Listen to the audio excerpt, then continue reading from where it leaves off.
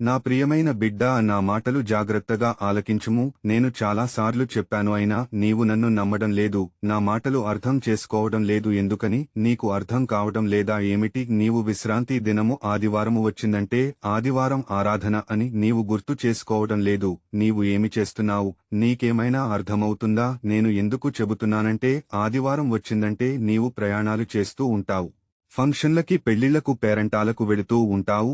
ఆదివారం వచ్చిందంటే ఉదయాన్నే బట్టలు ఉతకడానికి నానబెడతావు. ఒక స్త్రీగా, ఒక తల్లిగా, ఇల్లాలుగా, అమ్మగా, భార్యగా, చెల్లిగా, అక్కగా, అమ్మమ్మగా, నానమ్మగా, తాతయ్యగా, అన్నగా, సహోదరునిగా, సహోదరుడుగా, ఒక స్నేహితుడుగా నీవు చేయవలసిన పనేనా? అలాగునే స్నేహితులతో కలిసి సినిమాలకి, షికారులకు వెళుతూ ఉంటావు. ఆదివారం మందిరానికి రాకుండా ఇంట్లో కూర్చుని ముచ్చట్లు చెప్పుకుంటూ ఉంటారు. సెలవు పెట్టుకోకుండా ఉద్యోగానికి కొడతావు, వ్యాపారానికి వెడతావు, వ్యవసాయ పనులకు వెడతావు, కూలి పనికి, ఫ్యాక్టరీకి, తాపీ పనికి, వడ్రంగి పనికి, ఇంకా వేరే పనులకు వెళుతుంటావు. ఇది మీకు తగునా? భార్యాభర్తలుగా మీరు ఇలా చేస్తే మీ పిల్లలు ఏమి చేస్తారు? మీ పిల్లలు కూడా అదే చేస్తారు. ప్రార్థన మానేసి వాళ్లు సెల్ ఫోన్ పట్టుకుని రోజంతా గడుపుతారు. చెడు వ్యసనాలు, చెడు కార్యాలు చూస్తారు, చెడిపోతారు. ఆ తర్వాత తల్లిదండ్రులైన మిమ్ములను గౌరవించరు. మీ దగ్గర డబ్బులు అడుగుతారు. మీరు ఇవ్వకపోతే నేను చచ్చిపోతాను, రైలు కింద తలకాయ పెడతాను, నీట్లో దూకి చచ్చిపోతాను, ఉరేసుకుని చచ్చిపోతాను, విషం తాగి చచ్చిపోతాను అని బెదిరిస్తారు. మొక్కే వంగ లేనిది మ్రానే వంగున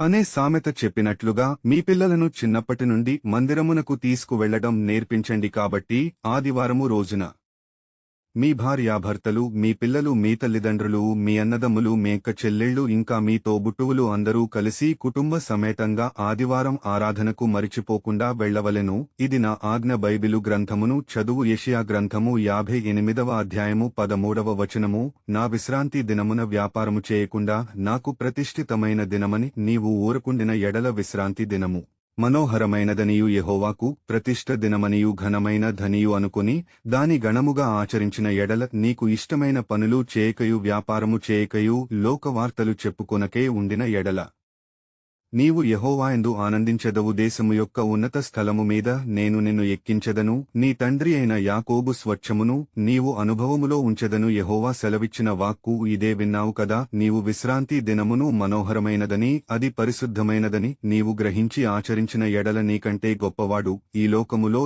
ఎవరు ఉండరు. నేను నిన్ను పైవానిగా ఉంచుతాను గాని క్రింది వానిగా ఉంచెను, నిన్ను తలగా పెడతాను గాని తొక్కగా పెట్టను. ఆకాశ ద్వారములు విప్పి పట్టజాలంతా విస్తారమైన ఆశీర్వాదములు నీపై కుమ్మరిస్తాను. ఆమెన్.